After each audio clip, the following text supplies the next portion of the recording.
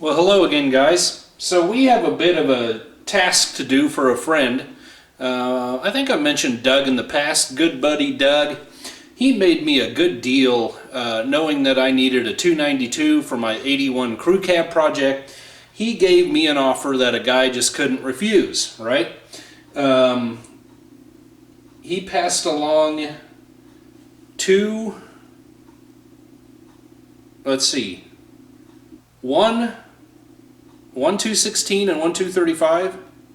I can't remember. Maybe they were both 216s. Either way, two older Stovebolt Chevy engines, and the 292, which did run. He tested that out.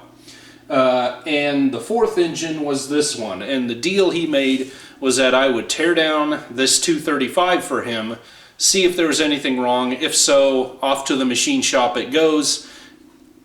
He covers the expenses other than my labor. And for that I got 3 free engines. So, I could not turn that down. He wanted to save this. He's got so many things going on himself. And he thought this was probably a better engine, a later engine.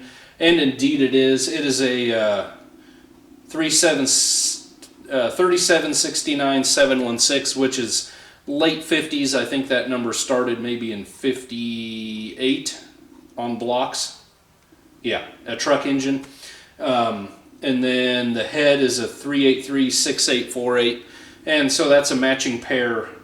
I think the head's the same on cars and trucks. Looks like it. So maybe some later cars even use that block. Yeah, sure enough. So anyway, what we need to do is basically figure out the condition, whether it can just be put back together as it is, cleaned up and rebuilt as it is, or like I say, if indeed it needs to go to the machine shop. So we're going to test that out, and the first thing I want to do is test the compression on it, and that'll just give us a good idea of what direction we need to head. I'm a little unsure about this starter, but we'll give it a shot. So I'm going to go find a battery.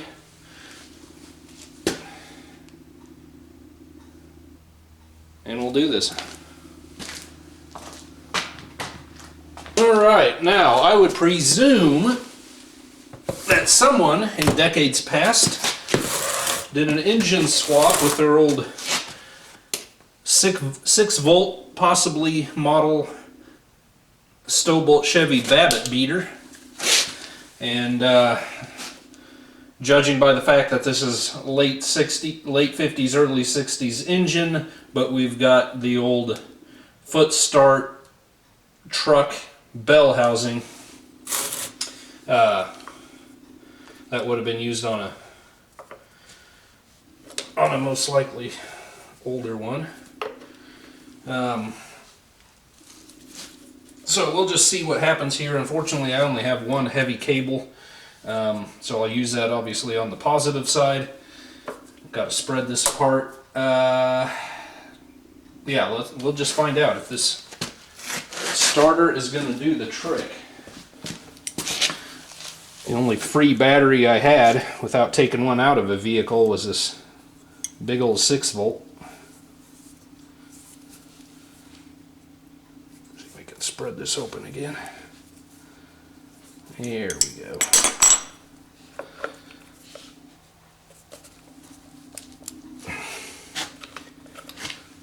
Now, are we going to get any reaction out of you?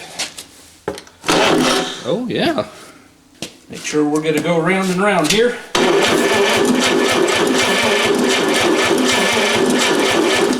Okay.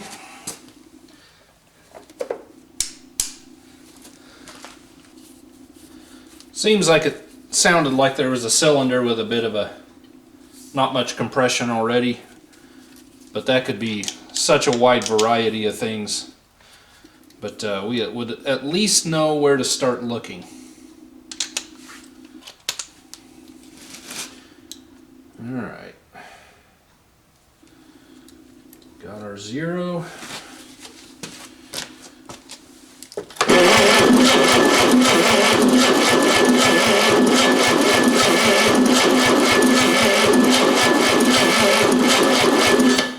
91.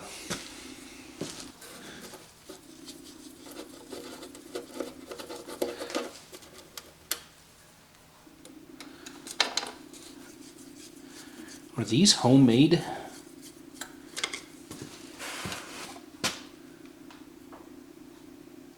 Slotted screws? I don't know. That's kind of interesting.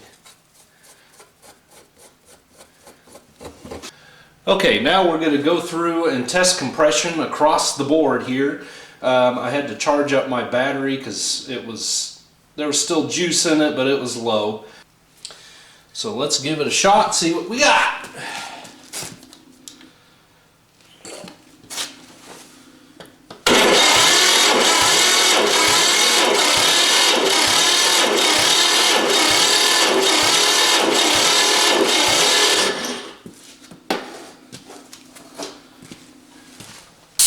$97 on one.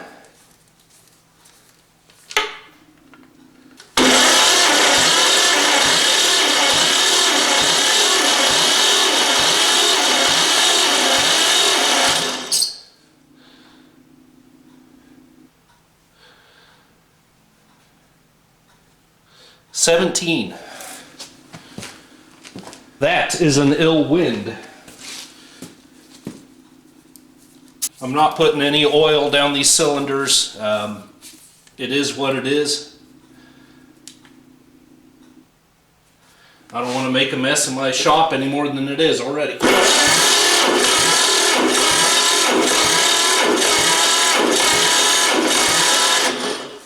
105.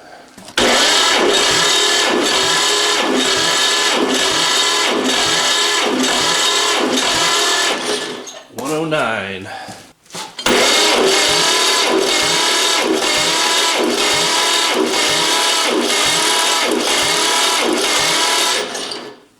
$97.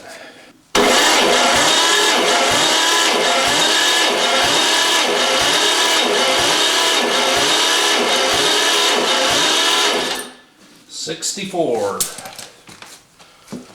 Well, four of them are roughly within 10% of each other and most likely would operate just fine. However, we have a definite problem on number 2 and number 6. 2 was 17 psi, 6 was 64, and that is not good. So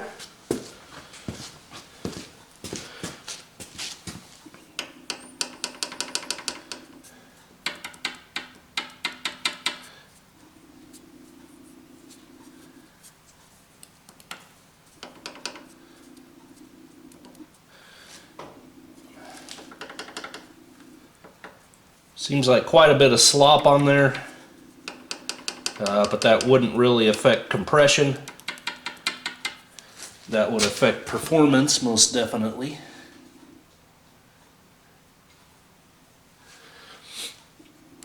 Unless, of course, our valve is stuck open. Got a little mechanic's hammer here. Let's just tap on these valves.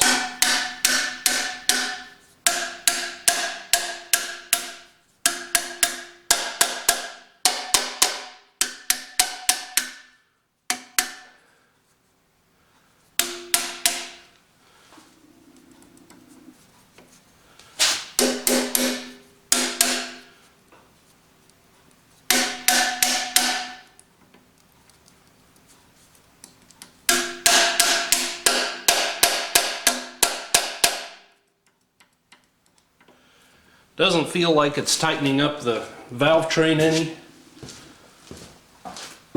so it's doubtful that the valves were stuck. So, next step, we'll pull the rocker arm assembly off, get all the push rods out, and pull the head off.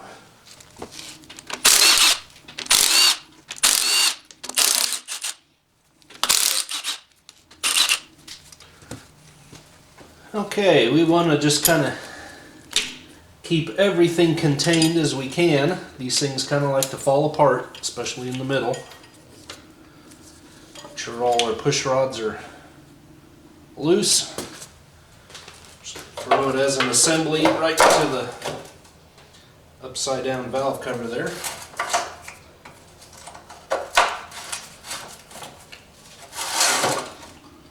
There we go. The guy could even temporarily arrange his push rods.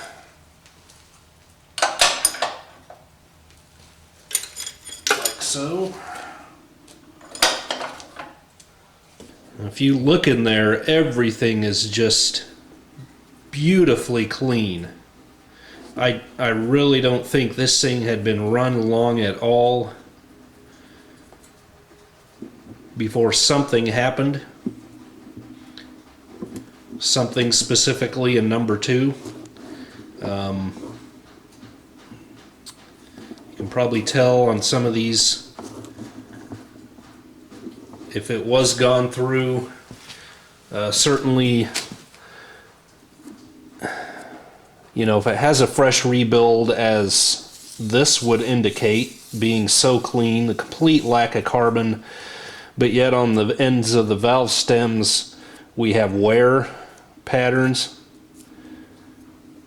So maybe it was just cleaned up and they didn't grind down the ends of the valve stems. If I could talk a little bit more clearly here.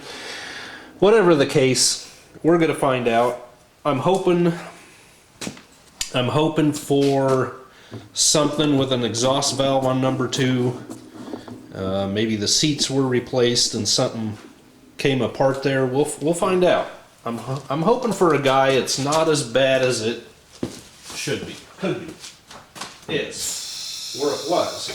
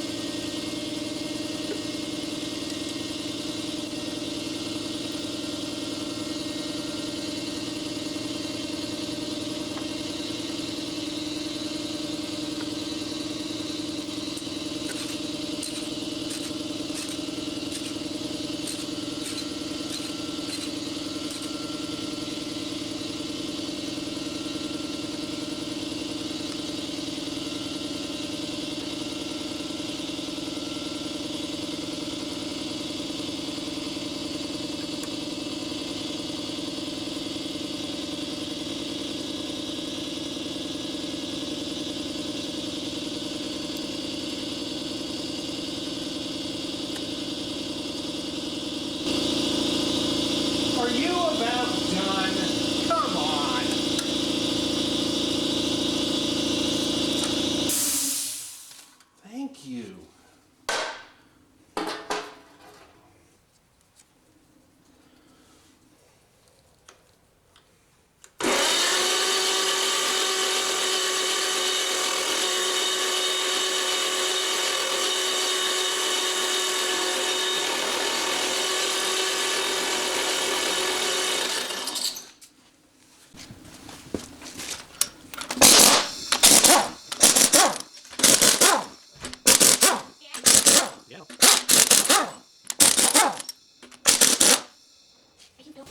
Well, it's Phil Donahue time. Time where we learn all, you know. We're about to see it all as it really is here.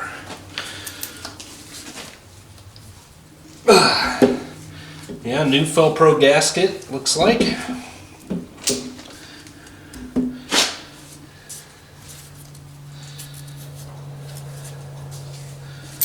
Well. Oh, let's see.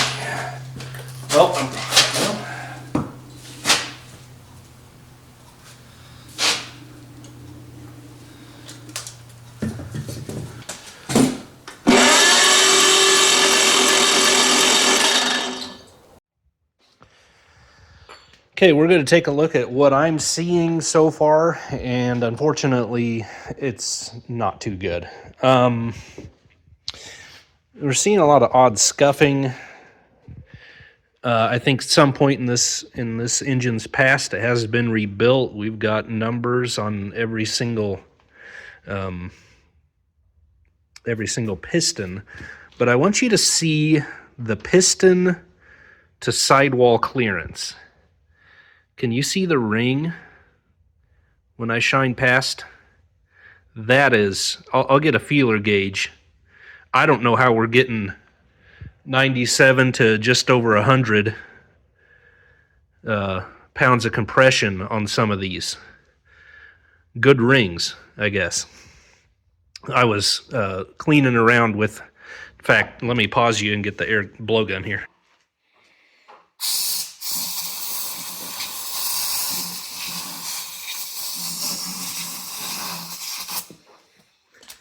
Let's take a look at number 2. You see, number 2, the piston actually looks tighter in the cylinder than the rest of them.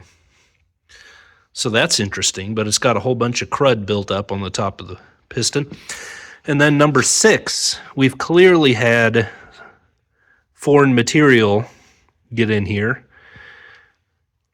and just, it ate up whatever was in here and spit it back out. Got a huge chunk going into the ring groove there on top.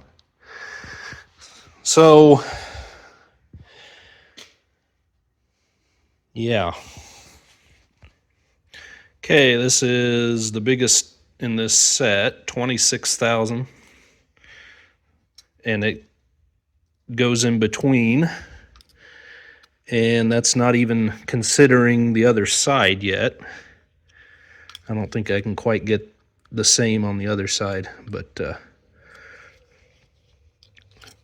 let's be generous. Let's be conservative and say 30 thousandths clearance between the piston and the sidewall. Wow. So we have a bit of a mystery here, and it's kind of intriguing. Just for fun, I thought I'd get my old Hastings bore gauge out and just see what these cylinders were telling us versus the size of the pistons. 235s are 3.5625, which is 3 9/16. Just double checking that my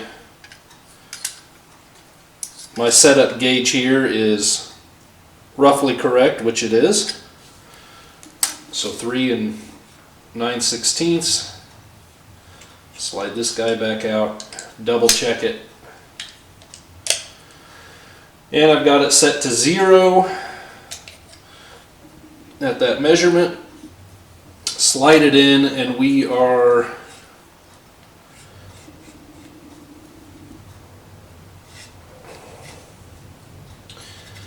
about 5 thousandths over that, roughly.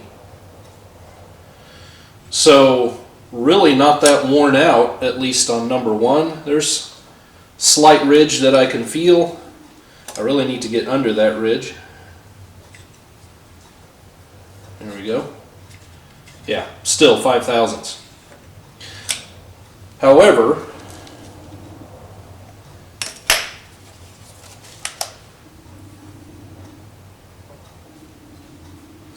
why are our pistons that much undersized? Why can I fit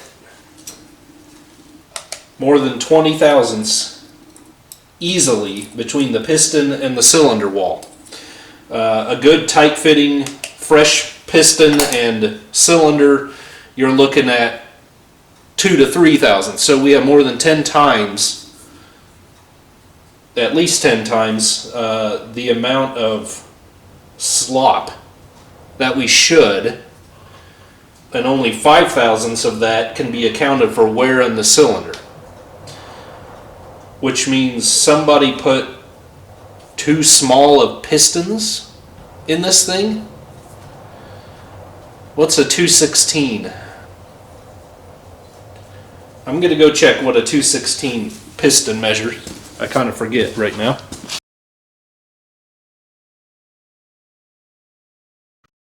We suggest that you like and subscribe now.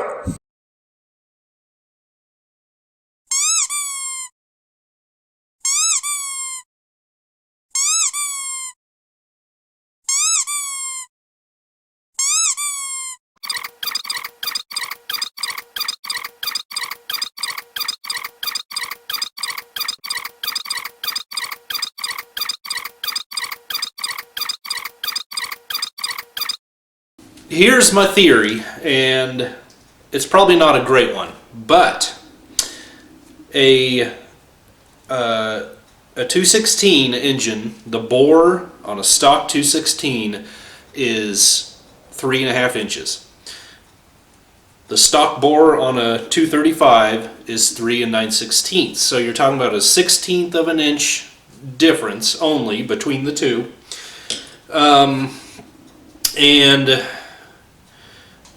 you divide, or you go convert that to decimals, that's 0.625. You divide that in half, you're about 30 thousandths, which is almost, if I had a 30 thousandths feeler gauge on this thing, I'd put it in there, and I could probably go find one, but I'm not going to get the curve on this. This thick of a feeler gauge is not going to curve with the cylinder wall, so it's going to be difficult to judge just what exactly I can fit in there. But if our pistons are centered, oh yeah, see how this one at the top, I can easily get that piston, or the feeler gauge between the piston and the sidewall, that 26 thousandths. So it makes me wonder if I could fit two 30 thousandths gauges, one on each side of the piston. I can easily move that around in there. I'm wondering if someone put 216 pistons in a 235. Kind of seems like it to me. What do you think? Okay, the last thing I want to do here is, just for curiosity's sake, see what's especially going on with number 2. Number 6, you can see, is completely oily, looks different than all the rest. I'm kind of thinking that's due to the broken piston. I think probably oil is getting past it. It could be a head gasket antifreeze issue. Can't really tell, but I would guess that's probably motor oil. So we're going to see what the exhaust is telling us. It looks a little, I don't know if you can tell from that vantage point, discolored around the exhaust. I don't know if this thing is anywhere close to being the right adjustment.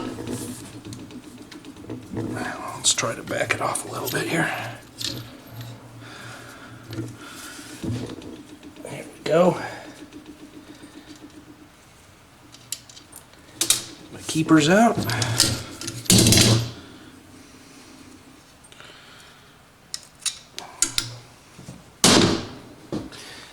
Spring fell off. Someone put mushroom seals on it.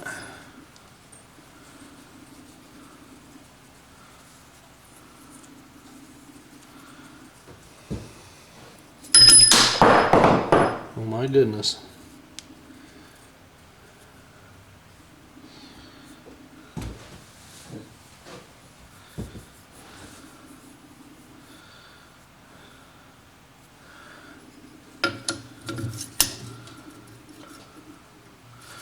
Pretty tight fit, though the stem is quite worn. Looks like it's a tight fit because there's been knurling. I can see a knurled pattern, I would assume from the guide, transferred onto the valve stem. Just an old school method. We did it ourselves on that that 66 292 and that C20. I got a lot of YouTube flack for that. Oh, knurling is never the, you know guys, that thing has probably driven a total of, I'm being generous, 100 miles since I rebuilt it, and we knew that going in.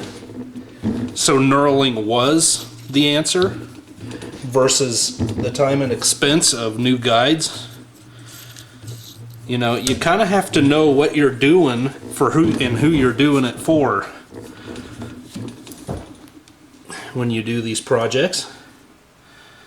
And if that knurling lasts 10,000 miles, well, the guy that owns it will never will never see that many miles on that pickup. So it was the right answer for him. And when all's said and done, if you, who are so upset about knurling valve guides, one day owns the pickup, which is highly unlikely,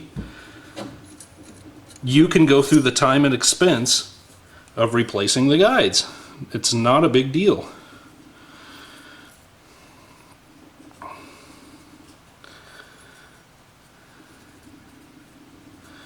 A lot of crud built up.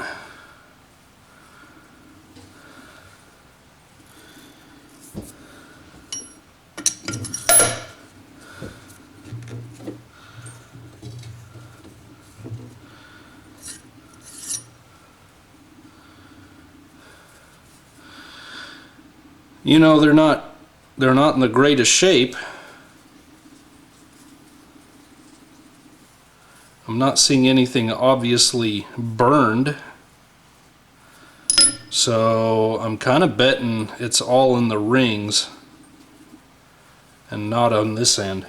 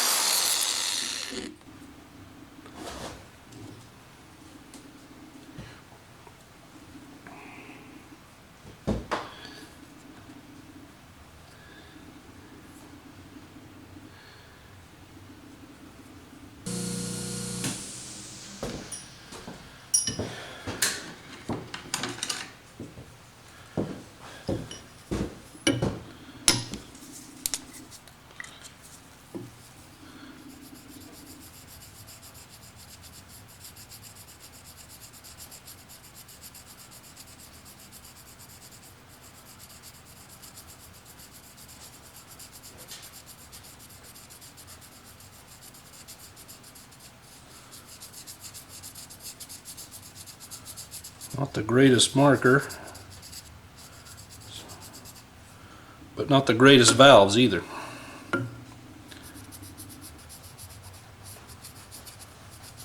Big old chunk of something.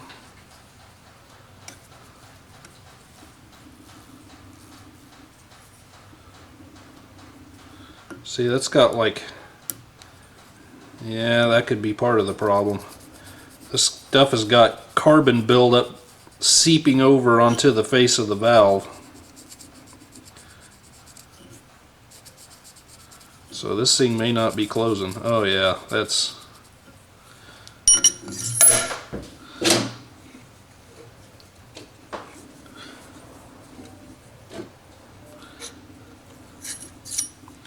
Didn't get it to turn too easy. Got a pretty nice, very narrow, but the line is there.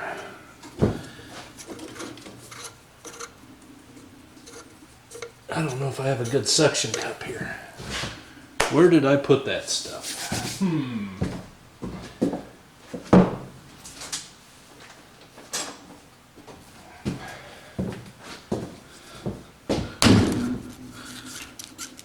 Yeah, that's what I thought. Performance tool. My eye. Okay.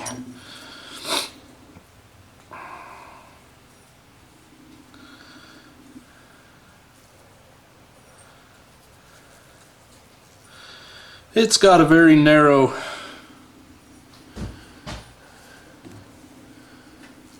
I'm not sure if we're focusing on that or not. It's got a very narrow pattern there from about halfway up to, you know, just a frog's hair.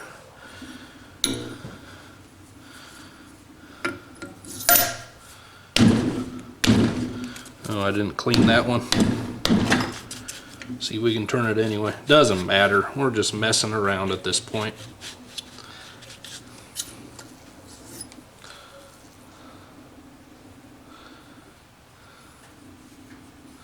Got basically nothing on that one.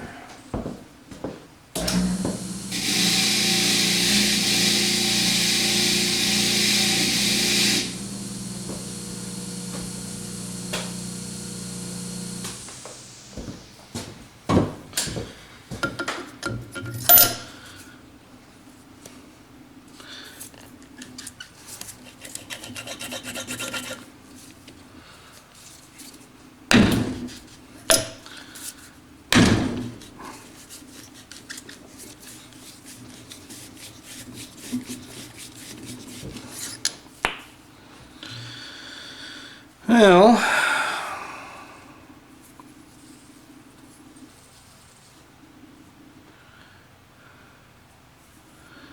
what in fact are you trying to tell me?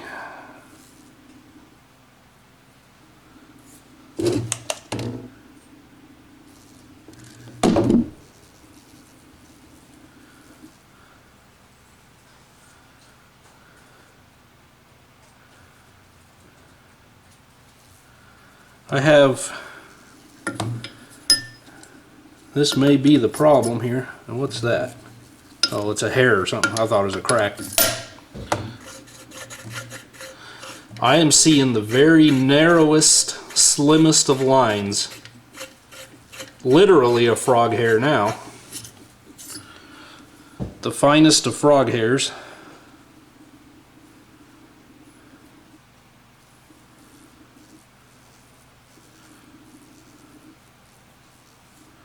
Like it's not wanting to wipe off at all.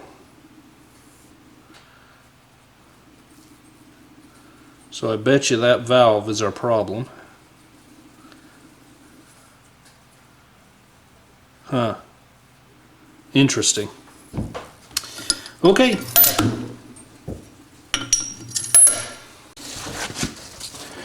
Would really like this on a stand, but now that we're basically done working on it, I don't really feel like it's necessary. I wanted it on the floor to crank it.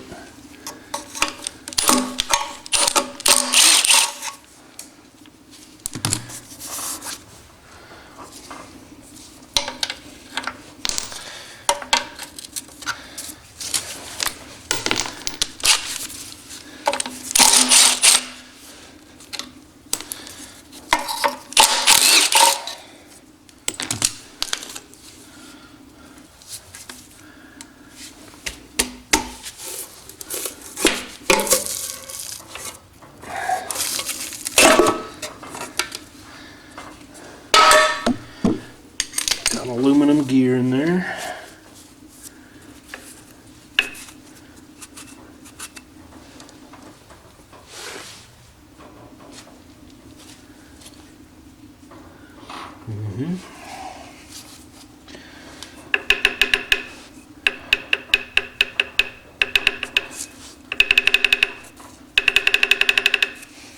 Well, we're pretty well stripped down. I'm gonna drop the oil. We'll reposition the chain, lift her up maybe vertically, and pop the pan off and see what's going on the inside. But at this point, it's already a foregone conclusion that it's going to the machine shop.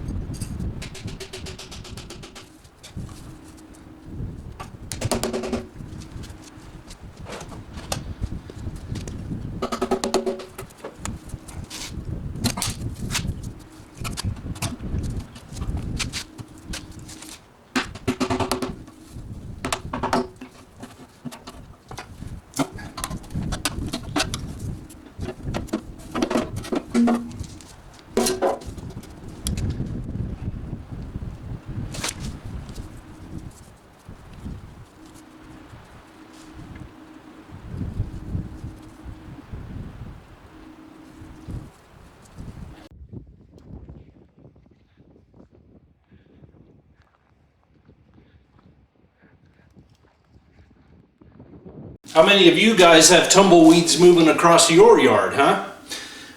Well, when we got inside the pan here, nothing terribly surprising, nothing really stood out other than the fact that we have a typical terrible quality rebuilder camshaft from, you know, decades gone by.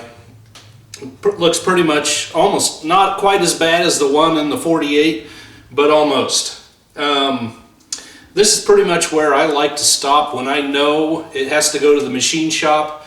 Then I've gotten into the point, especially when it's somebody else's engine, that I just leave the short block assembled and I let the machine shop do what they want to. That way they have everything they need. They can check everything out immediately.